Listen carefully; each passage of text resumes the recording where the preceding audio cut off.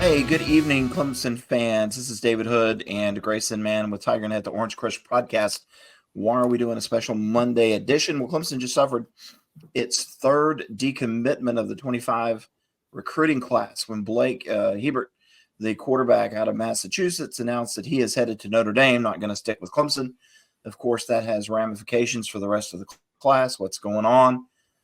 Grayson, hey, everybody's eating a little bit of supper, and bam, here comes some news for you. Yeah, I sort of blame him for deconstructing my fantasy matchup with you and not getting the alert for James Cook not playing on Monday Night Football. But yeah, Hebert decommits while everybody's sort of getting ready for the evening, and I think it's quite the shakeup, depending on who you ask within this quarterback class. Someone that had been committed since June of 2023, so he's been a solid pledge for a long time, and then it feels maybe out of nowhere, David. I'd love to sort of get your read on this because this is late in the cycle for Hebert. It is very late in the cycle. And, part of it is, and I had talked to him a couple of weeks ago, just, about who he's recruiting, when is he coming in next, and didn't have a hint on this happening. So, yeah, now you're talking about a 2025 class. You're going to have a national signing day in a little over 2 months, the first national signing day in December. And Clemson doesn't have a quarterback. So why is this a big deal? Well, all of the good quarterbacks are pretty much gone, right? You're not in on any of them. And then Clemson got Christopher Vazina in the 23 class, said that they would wait on Blake, for the 25 class, and didn't go get a quarterback for 24. And so, now all of a sudden, if you can't get anybody for 25, you're going to go through a 3-year span where you got one commitment. You're going to go through a 2-year span where you get no commitments. And, you can look ahead all you want to. Brock Bradley, Tate Reynolds for 2026. Can Cade Klubnik stay another year? Maybe there's room. But, man, you've got to have numbers. Stuff always happens. Who knows? Christopher Vazina could transfer at the end of the year. And I'm not hinting that he would. I have no hint of that. But it's big because you need quarterback numbers. And I feel like Clemson's a little light anyway with Vazina and Pearson and Tyson could come off the – but you just can't go through a 3-year span and get one quarterback. Yeah, and I look at a situation like Georgia being a perfect example where Stetson Bennett comes out of the ashes as a quarterback that is at the bottom of the roster, but eventually someone's injuries happen, situations occur. Not that saying that Clemson's in that similar situation right now, but we've seen that happen before. Or Cardell Jones back in 2014 being the third quarterback elevated up to the national championship starter. So things happen in this sport.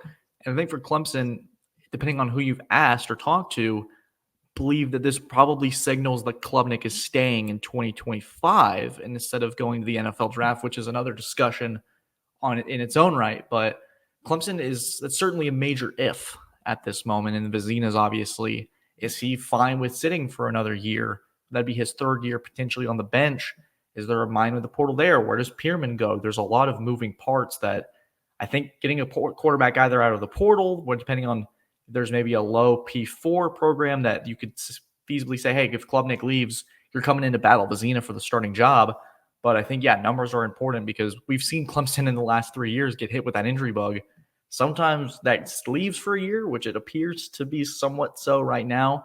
But then you could have a couple disasters in a one practice, and boom, you're down to your third-string quarterback.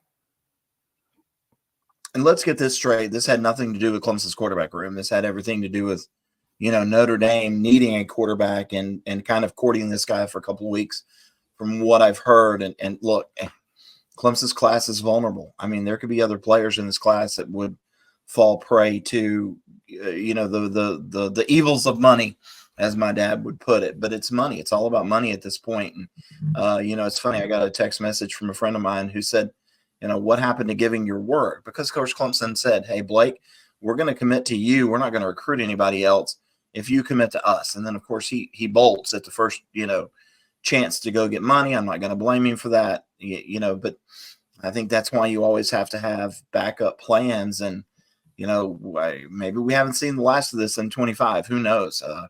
But again, third decommitment, all of it money, kind of related. The Isaiah Campbell, Bryce Davis. I mean, we've seen it. Other schools are throwing cash. And it's funny. I asked Dabo Sweeney about that maybe 2 weeks ago. in his Tuesday press conference, do you believe in giving NIL to recruits? And he said, well, you have to. The deal is Clemson's not going to give out $150,000 to a recruit because Dabo's going to save that money for the kids that are already on campus. So, yeah, so now it kind of becomes what if, are there, any people out there? I don't know that Clemson, again, because they're not going to throw money. You're not going to go get Juju Lewis from Carrollton, who's headed to Southern Cal. Maybe a local kid. And I have no, word on this again. Cutter Woods out of local West Side. I like that guy. I really do. I've always liked Cutter Woods.